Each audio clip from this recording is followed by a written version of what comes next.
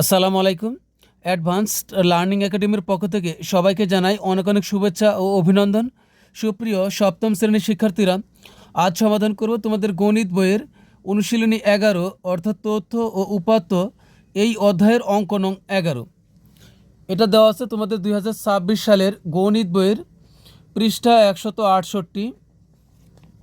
11 নং প্রশ্নে দেখো দেওয়া আছে, তোমাদের বিদ্যালয়ের অষ্টম শ্রেণীর 30 জন ছাত্রের ওজন কেজিতে নিচে দেওয়া হলো।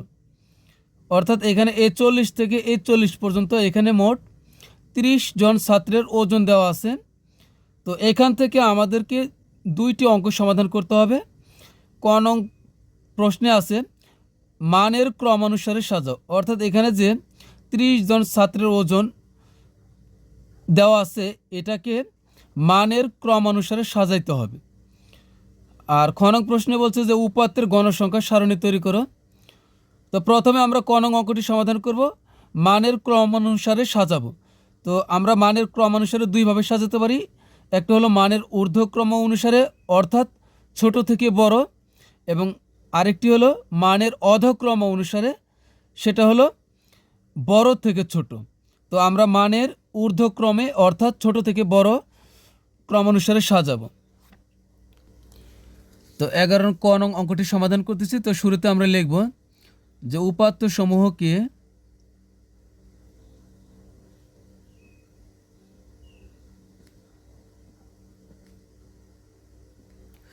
মানের ঊর্ধ্বক্রমে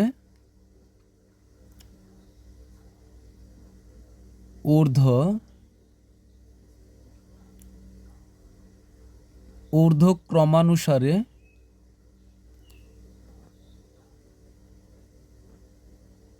সাজানো হলো।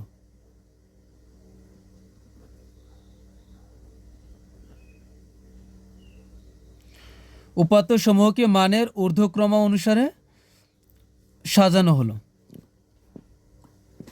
তো এখানে আমি কি করেছি, এই যে 30 জন ছাত্রের ওজন দেওয়া আছে এটা আমি রাফে লিখে নিয়েছি। তো এটাতে সাজাবো আমি। এখানে আমার সবচেয়ে ছোট সংখ্যাটি আছে হলো 40। তো প্রথমে আমরা নিব 40। তো দেখব 40 কয়টি আছে এখানে মোট। তো 40 এখানে আছে একটা, 40 এখানে একটা, 40 1 2 2 3 4, এ একটা হলো 5টা, অর্থাৎ 40 আছে মোট 5টা। এখানে লিখব 40 1 2 3 4 হলো 5, 40 নিলাম 5টা, 1 2 3 4 5। এরপরে 40-এর চাইতে বড় হলো এখানে 41, 41 নাই, আমরা 42 নিব। 42 এখানে আছে একটা, দুইটা, তিনটা, এরপরে এখানে একটা 4টা, তো 4টায় 42। তো 42 1 2 3 হলো 4টা 42। এরপরে নেব হলো 43, 43 এখানে একটা, দুইটা, তিনটা, আর নাই। 43 তিনটা নিব, 43 একটা, দুইটা, 43 তিনটা। এরপরে নিব হলো 43-এর চাইতে বড় হলো 44,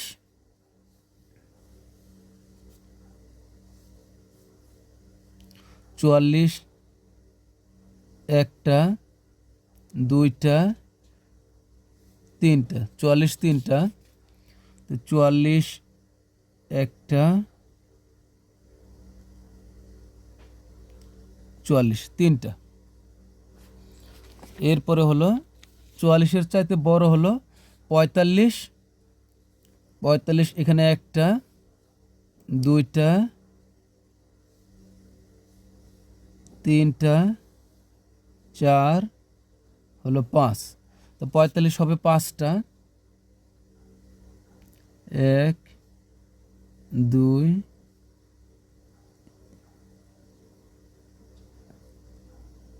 45 হলো 5টা, 1 2 3 4 5টা। তারপরে নিব হলো 45-এর চাইতে বড় হলো 46, এই লাইনে নাই, তো এখানে আছে 46 একটা।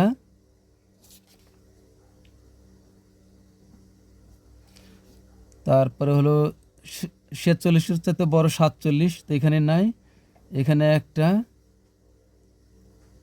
একটাই 47। পরে নিব হচ্ছে 48 49, 48 49, 48 49 নাই, তাহলে আছে 50, আছে 50 একটা, দুইটা, 3 4, এখানে সব দাগ দেওয়া, এই একটা আছে, তাহলে 5টা হবে 50, 1 2 3 4, এলো 5টা হলো 50। এরপরে হলো খালি আছে কি, এই যে আমরা এখানে আছে 56, এখানে আছে 52, তো 50-এর পরে 51 নাই, তো 52 আছে, এখানে 52 একটা, আর বাকি আছে কি, এই যে 55 আছে একটা, 56 আছে একটা, তো এখানে 55 একটা আর হলো 56 একটা। তো এটাই কিন্তু আমাদের ক নং প্রশ্নের সমাধান। এখন আমরা 11-এর খ নং অঙ্কটি সমাধান করব। খ নং প্রশ্নে বলছে যে উপাত্তের গণসংখ্যা সারণী তৈরি করো। তো এই গণসংখ্যা সারণী তৈরি করার প্রথম ধাপ হলো পরিসর নির্ণয় করা। তো পরিসর আবার নির্ণয় করতে হলে আমাদের লাগবে সর্বোচ্চ মান আর সর্বনিম্ন মান। এখানে আমাদের সর্বোচ্চ মান 56 এবং সর্বনিম্ন মান হলো 40। তো চলো শুরুতে আমরা এখন পরিসর নির্ণয় করি। তো এখানে লিখব যে এখানে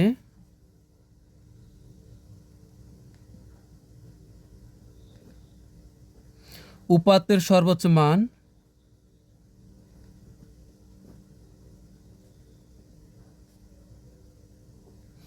উপাত্তের সর্বোচ্চ মান, তো এখানে উপাত্তের সর্বোচ্চ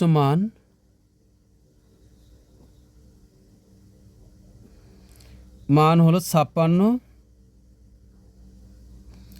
এবং সর্বনিম্ন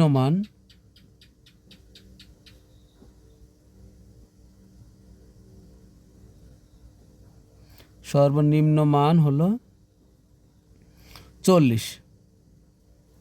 তো আমরা জানি পরিসর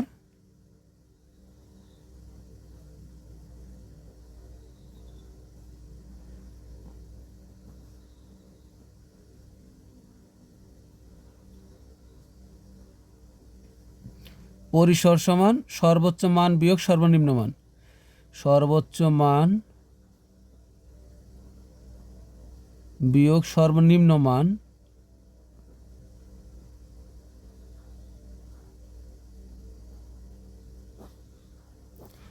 সর্বনিম্ন মান যোগ 1। তো তুমি যদি চাও যে সূত্র লিখবে না, সরাসরি পরিসর সমান 56 বিয়োগ 40 যোগ 1 লিখবে, তাও কিন্তু হবে। তো সর্বোচ্চ মান এখানে আমাদের 56 বিয়োগ সর্বনিম্ন মান হলো 40 যোগ হলো 1,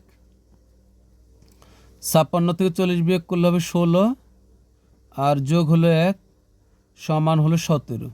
তো এটা কিন্তু আমাদের পরিসর বের হলো। তো এখন আমরা শ্রেণী সংখ্যা বের করব। শ্রেণী সংখ্যা মানে কি, এই যে আমরা এভাবে কতগুলো ঘর করব, দাগ টেনে কতগুলো ঘর করব, এটা হলো শ্রেণী সংখ্যা। তো শ্রেণী সংখ্যা আমরা কিভাবে নির্ণয় করব, আমরা শ্রেণী ব্যাপ্তিটা কত নিব, শ্রেণী ব্যাপ্তি যত নিব ঠিক তত দ্বারা পরিসরকে ভাগ করব। তো সুতরাং আমরা লিখব যে তাহলে আমরা এখানে আমাদের উপাত্ত হলো 30টা, এখানে উপাত্ত 30টা, তো আমরা শ্রেণী ব্যবধান 5 নিব, অর্থাৎ শ্রেণী ব্যাপ্তি 5 নিব। শ্রেণী ব্যাপ্তি আর শ্রেণী ব্যবধান একই কথা, তো লিখব যে শ্রেণী ব্যাপ্তি 5 ধরে শ্রেণী ব্যাপ্তি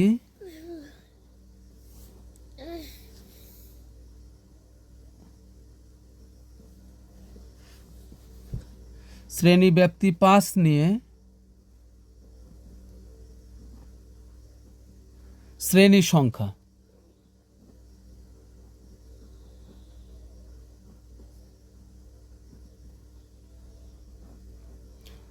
তো পরিসরকে ভাগ করবো হলো, আমরা শ্রেণীব্যাপ্তি কত নিয়েছি 5, তো 5 দ্বারা শ্রেণীব্যাপ্তি যেহেতু আমরা 5 নিয়েছি, এই 5 দ্বারা 17কে ভাগ করব, তাহলে 3 5 15, তো 2, 5 দ্বারা 2 এর ভিতরে যায় না, তো দশমিক নিয়ে একটা শূন্য নিলাম, 4 5 20, অর্থাৎ 3.4, তো এখানে বের হলো 3.4। তো আমরা এই শ্রেণীর সংখ্যাকে কখনোই আমরা দশমিক আকারে রাখতে পারবো না, এটাকে আমরা পূর্ণ সংখ্যা নিব। তো 3.4 বের হয়েছে, তাহলে আমরা নিব হলো 4, অর্থাৎ এখানে এটা আমরা সমান চিহ্নটা একটু বাঁকা করে দিব, এটা হলো প্রায়। তো প্রায় হলো 4, কারণ হলো কি দশমিকের আগে যে সংখ্যাটি থাকবে আমরা তার পরের সংখ্যাটি নিব, অর্থাৎ 3 আছে, 3.4 বের হয়েছে, তাহলে আমরা 4 নিব। যদি এখানে 4.4 বের হতো সেক্ষেত্রে কিন্তু আমরা 5 নিতাম, অর্থাৎ আমরা এর পরের সংখ্যাটি নিব। তাহলে এটা হলো 4, তার সুতরাং শ্রেণীর সংখ্যা হবে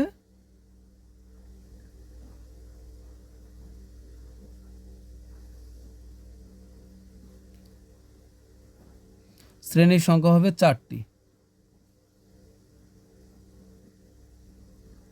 এখন আমরা গণসংখ্যা সারণী তৈরি করব। তো সারণী তৈরি করতে হলে আমাদের লাগবে হলো শ্রেণীব্যাপ্তি ট্যালির চিহ্ন গণসংখ্যা। এখানে আমরা পেয়েছি যে শ্রেণীর সংখ্যা হবে 4টি, তো এর সাথে আমরা আরও 2টি শ্রেণী নেব। এই শ্রেণীব্যাপ্তি ট্যালি চিহ্ন গণসংখ্যা এটা লেখার জন্য, এই শিরোনামগুলো লেখার জন্য একটা, আর শেষে একদম শেষে মোট লেখার জন্য একটা, তাহলে 4টি আর অতিরিক্ত 2টি, তাহলে হবে 6টি। 1 2 3 4 5 6, শেষে মোট লেখার জন্য একটা নিব। তো এখন আমরা শ্রেণীব্যাপ্তি বসাই।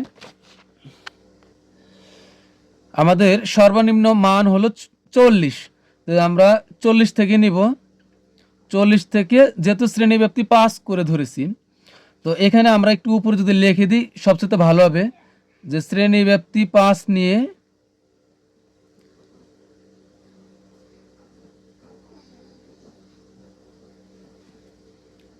নিয়ে গণসংখ্যা সারণী।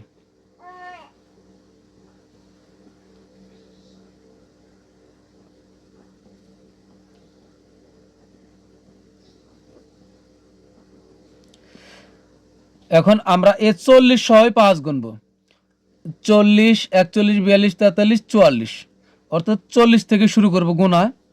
তো 40 থেকে হবে 44, এখানে দেখে মনে হচ্ছে 4, কিন্তু তথ্য উপাত্তের অঙ্কের নিয়মে এখানে আমরা শ্রেণীব্যাপ্তি 5 ধরেছি। তো 44-এর পর হবে 45, 45-এর সাথে 4 যোগ করলে হবে 49, 49-এর পরে হবে এখানে 50 থেকে হবে 54, আর 54-এর পর হবে 55 থেকে হবে 59। আমাদের কিন্তু সর্বোচ্চ মান হলো 56 আছে, তো আমরা কিন্তু 59 পর্যন্ত গিয়েছি। সর্বোচ্চ মান হলো 56, কিন্তু আমরা এখানে গিয়েছি 59 পর্যন্ত। এটা কিন্তু কোনো সমস্যা নয়, কারণ এখানে 55 থেকে 59 এর ভিতরে অবশ্যই 56 আছে। তো এখন আমরা ট্যালি চিহ্নটা পূরণ করব। তো ট্যালি চিহ্নটা আমরা খুব সহজে পূরণ করব, যেহেতু একটু আগে আমরা ক নং প্রশ্নের সমাধান করেছি যে উপাত্তগুলোকে মানের ক্রম অনুসারে সাজিয়েছি। তো এখান থেকে দেখে দেখে আমরা বসাই দিই যে 40 মোট কয়টা আছে, 1 2 3 4 5টা আছে 40। এই যে 40 থেকে 44-এর ঘরে, তাহলে আমরা 5টা দাগ দেব। 1 2 3 4, এই 4টার পরে একটা দাগ দিতে হলে আমরা কোনাকুনি দিতে হবে। তো 40 গেল 4টি, পরে হলো 5টি, 42 1 2 3 4, 4টি আছে হলো 42, তাহলে 42 1 2 3 4টা 42। তারপরে হলো 43 একটা 2টা 3টা, 43 3টা, তো 43 3টা, তো এই যে 40 থেকে 44-এর ঘরে কিন্তু 43 আছে, তো একটা নিলাম আর 2টা দিলাম বাহিরে। এরপরে হলো 44 আছে কয়টা, 1 2 3, 44 3টা, এটাও কিন্তু এই শ্রেণীতে পড়ে। তো এখানে 3টা, 1 2, আর এই একটা হলো 3টা। তারপরে হবে 45, 1 2 3 4 5টা হবে 45, এই যে 45 থেকে 49, এখানে 45, তো এখানে দিব 5টা, 1 2 3 4, এই একটা 5টা। পরে 46 47, এটাও কিন্তু এই ঘরেই পড়ে, তো এটা দিব আমরা বাইরে। তারপরে হলো 50, 1 2 3 4 5টা হবে 50, এই যে 1 2 3 4, এই একটা হলো 5টা, তাহলে 50। তারপর হলো 52, কিন্তু এই ঘরেই পড়ে, 50 থেকে 54 ঘরে 52 পড়ে, তো এখানে একটা হবে। আর 55 একটা, 56 একটা, তো যে 55 থেকে 56, তাহলে দুইটা হবে, এক ঘরেই দুইটা। তো ট্যালির ঘরে আমরা যা পেয়েছি এটাই গণসংখ্যার ঘরে আমরা সংখ্যার আকারে প্রকাশ করব। তো 1 2 3 3 5 6 হবে 15, আর 5 আর 2 হবে 7, এখানে 6, আর এখানে হবে 2, তো 14 আর সাথে 21 22, 22 আর 6 হলো 28, 28 আর 2 হলো 30, তো এটা কিন্তু আমাদের 30 বের হবে। তাহলে কিন্তু আমাদের কি হলো, গণসংখ্যা সারণী তৈরি হয়ে গেল। তো প্রিয় শিক্ষার্থীরা, আজকের মতো ক্লাস আমাদের এখানেই শেষ। পরবর্তী ক্লাস দেখার আমন্ত্রণ জানিয়ে তোমাদের কাছ থেকে বিদায় নিচ্ছি। সবাই ভালো থাকবে, সুস্থ থাকবে, আল্লাহ হাফেজ।